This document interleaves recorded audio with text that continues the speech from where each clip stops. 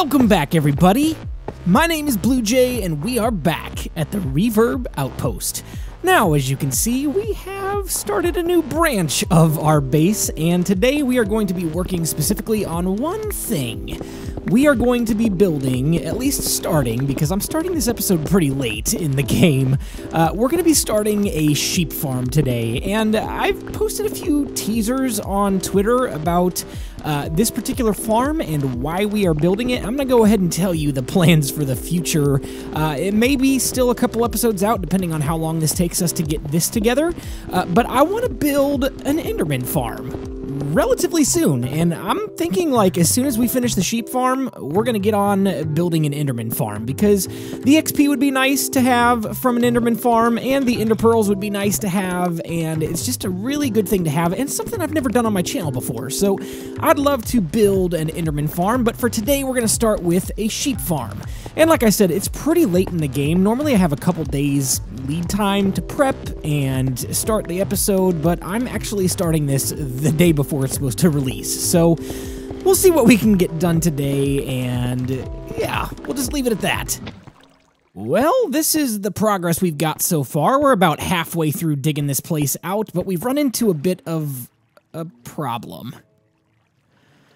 There's the river, and the outside of the mountain, and over there is our iron farm, and this is not exactly how I wanted this to go. We're still going to be okay. It's still going to be underground, and even the terrain isn't going to be affected all that much. But I was hoping we wouldn't run into this issue. I dug what I thought was far enough down that we would be completely below ground regardless of where we were. But this is just going to complicate things a lot more. It's going to take us twice as long to dig this out, just because every time we come across water, it's going to flood the place, and then we're going to have to cover it up, and then keep digging, and then cover it up, and then keep digging, and it's just going to be a bit of a challenge. So, you know what? That's what we do in Minecraft. We accept the challenge, we do what we need to do to make the projects happen, and, you know, you never give up just because you run into a little bit of a river.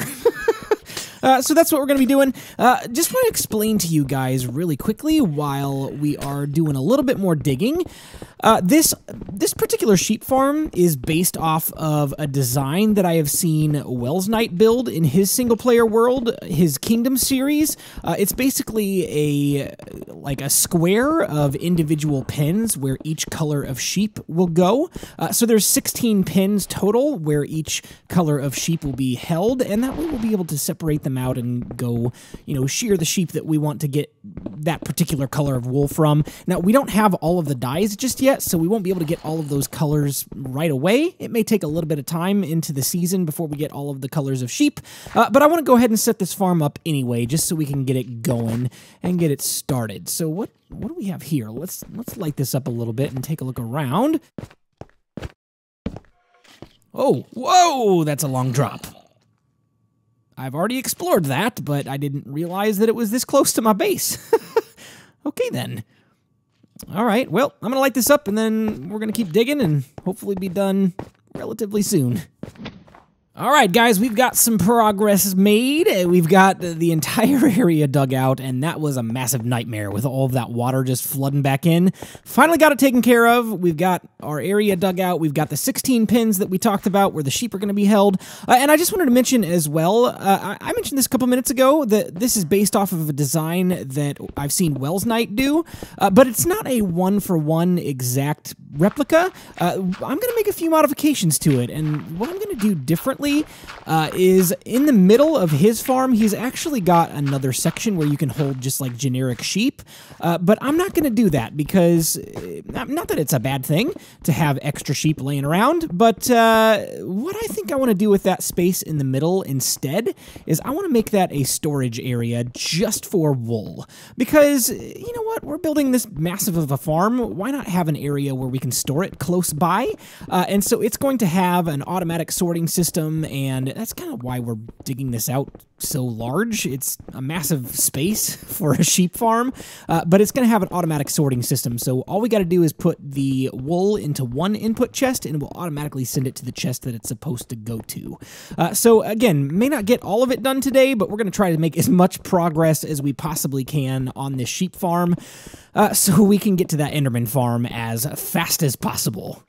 Progress, progress, progress. We have snow on the ceiling, which is not done yet. We're gonna decorate this place up after we've got the actual farm in place and all of the chests in place and all of that. But here's what we're gonna be doing. This is the design for our auto sorting system. If I can remember how to do this correctly without the actual redstone pieces in place just yet. It doesn't look entirely correct.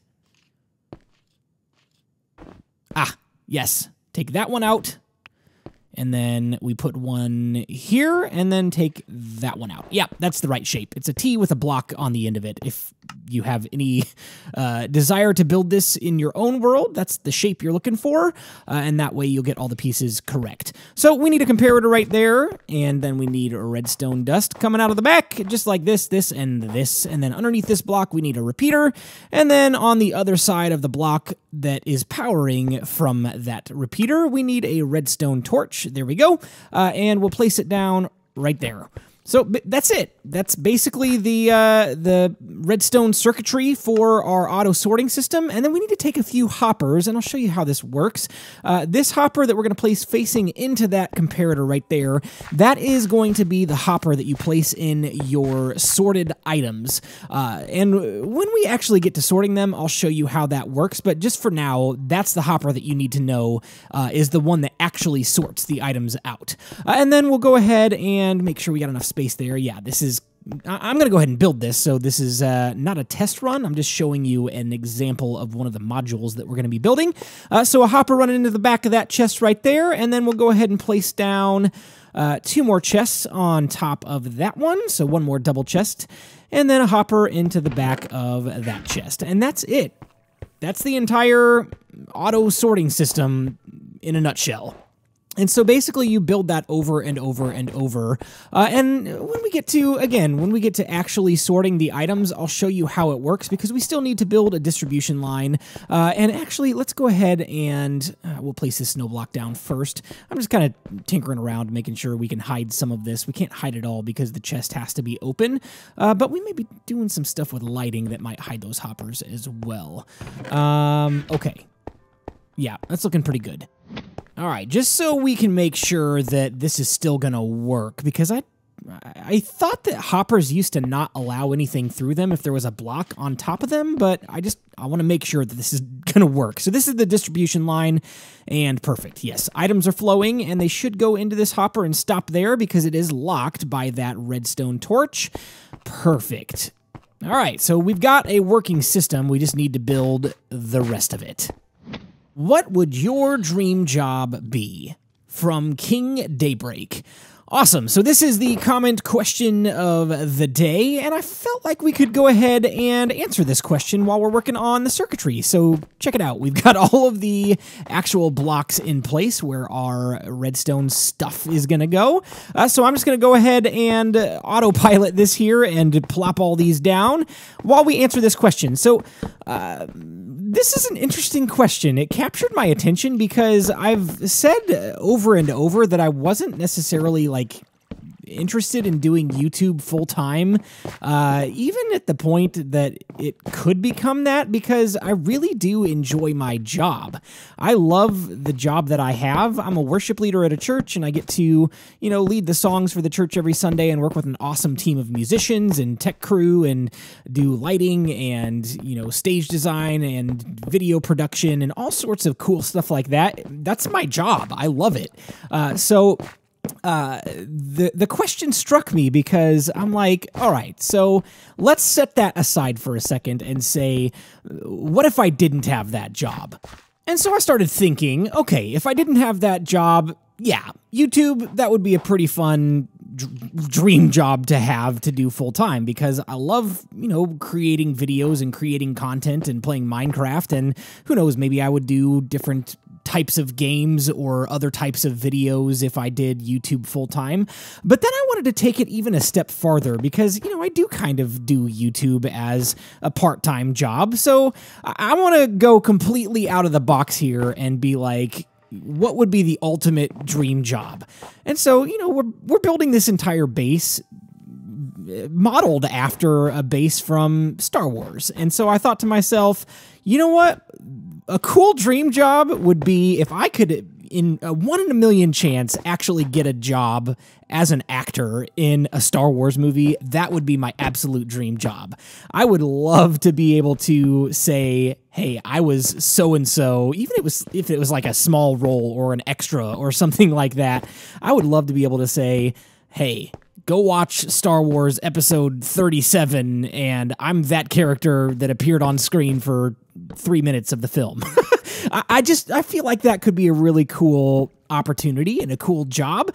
Not that that would ever happen. I'm not like actively seeking out how to make that happen or, you know, how to get involved with film or movie production or an acting role or anything like that. I'm not actively seeking that out. I'm just saying that would be an awesome opportunity and a cool dream job to have. So hope that answers that question. Yeah, I'm really happy with my job. I'm really happy leading worship at the church. I'm really happy doing YouTube. But ultimate dream job, 1 in a million opportunity that would absolutely never happen, landing a role in a Star Wars movie. That would be my dream job. All right, we got lots of progress done here. It's not completely finished, and it's just kind of a little test run there on that front wall, but we had to push that wall back in order to make room for us to be able to walk. But here, this is finished, and this is not. We've got redstone galore exposed there.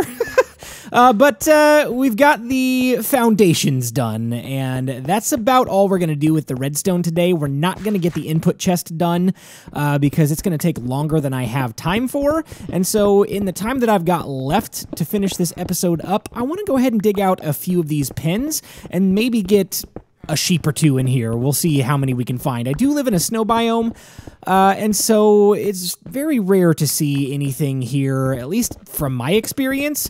I haven't seen much else besides polar bears and hostile mobs, so finding a sheep may prove to be slightly difficult. But basically what we're going to be doing with these little cages here is probably, again, not in today's episode. We're running out of time.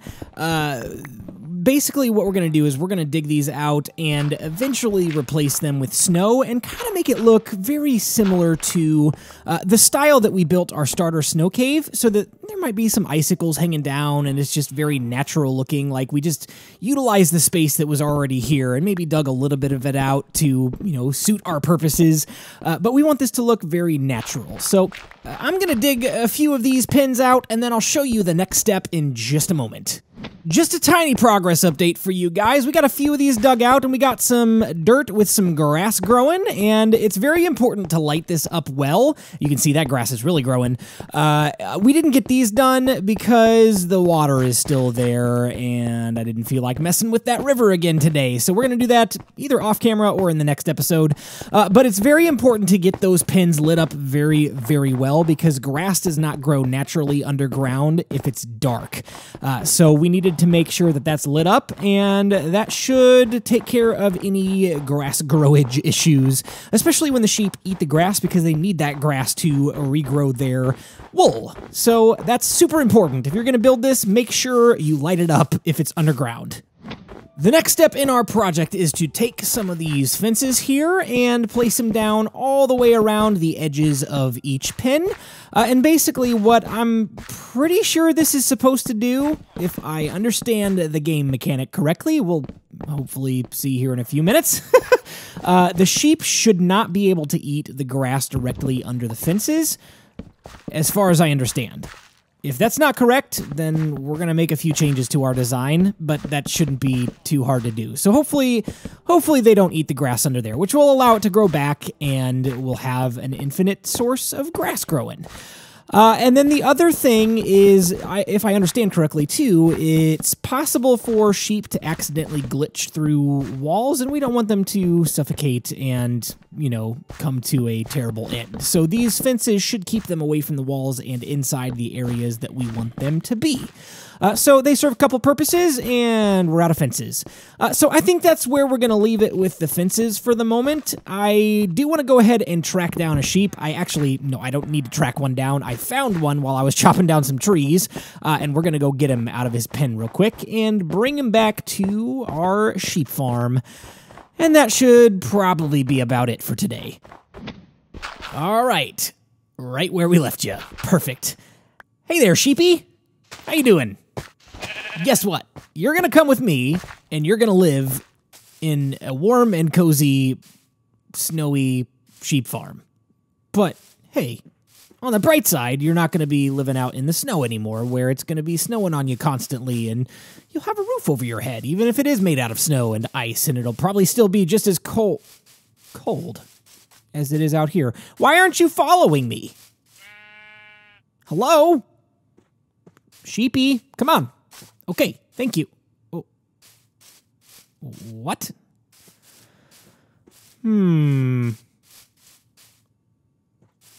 What is going on? They're not supposed to lose interest this fast, I didn't think. Okay, that's better. That's better. Keep it coming. Come on. Mr. Sheep. Why you no want to come? I told you I've got a nice place for you with a roof over your head, and it's going to be slightly warmer because it's not going to be actually snowing on you. Hello? What is the deal? Oh, you know what? I think that I saw some polar bears dealing with this issue. Sometimes they get caught on the top snow layers, which I'm wondering if this sheep is getting caught on top snow and losing interest because he can't actually see the wheat anymore. Yeah, that looks like that might be a problem. Let's see if we can get him onto this ice. Come on. Come on, sheepy. Hello? Yeah, there we go. Now, see, look at that. He's having no issues following me now. Oh, I wonder if that's a bug, or I wonder if that's intentional game mechanics. I don't know. For any of you who've done work in snow biomes before, is this normal? Look at that. He's trying to get distracted again. All right, well, give me a minute. This is going to take a few to get this sheep in the pen there, so I'll be right back. This is taking longer than it should. Oh, I think this has taken me about 10 minutes to get him this far. Go. Just go down the stairs. Why didn't I think of this before? To just push him down the stairs. Oh, come on, sheep. Let's go. I gotta get you to your home. Just a little bit farther, buddy. Come on in. Yeah, there you go. There's your home. All right, we're gonna trap this guy in here with a fence. And there we go. We have our first sheep for our sheep farm. Now all we need is one more at the very least, and then we'll be able to breed them and get all of these pens filled up in no time. Our subscriber for today that we are adding to the barracks is Sid. Whoops. There we go. Broadcasts. Man, I can't type on these touchscreens these days. But Sid Broadcast, thank you so much for being so active in the comment section recently. Welcome to the subscriber barracks.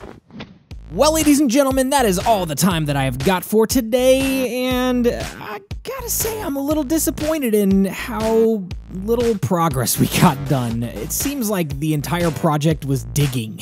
dig. And I guess sometimes that's what you gotta deal with when you're doing an underground base, and when you got a room this size, it takes a lot of work. So we did get, honestly, more progress done than I feel like. We got an auto-sorting system in place. We got at least one sheep in here. And we've got a few of the pins dug out and ready to go. We just got to make this place look a little bit better and get it to be functional. So we're going to do that hopefully in the next episode, and hopefully it won't take too much longer than that to finish up this project. But I hope you guys enjoyed today's episode. But for now, my name is BluJay, and I've got to fly on out of here. I'll see you next time. Bye-bye.